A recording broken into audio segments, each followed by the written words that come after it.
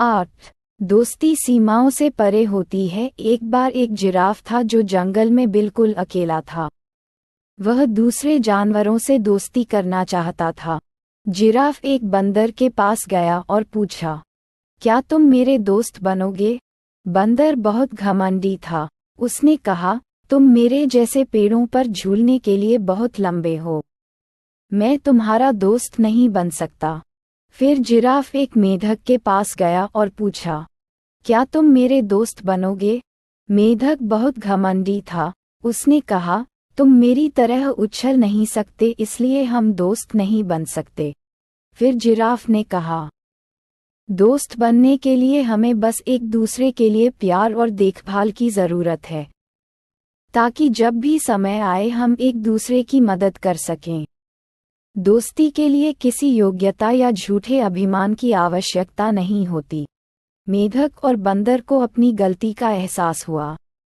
फिर तीनों अच्छे दोस्त बन गए। नैतिक दोस्ती के लिए केवल प्यार और देखभाल की आवश्यकता होती है।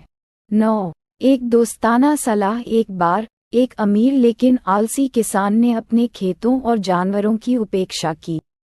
उसे भारी नुकसान हुआ और वह बहुत बीमार पड़ गया।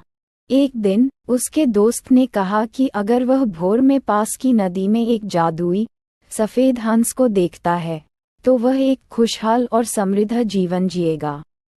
अगली सुबह किसान नदी पर गया, लेकिन हंस को नहीं देख सका। उसने एक आदमी को अपना गेहूं चुराते हुए और एक नौकर को दूध चुराते हुए देखा।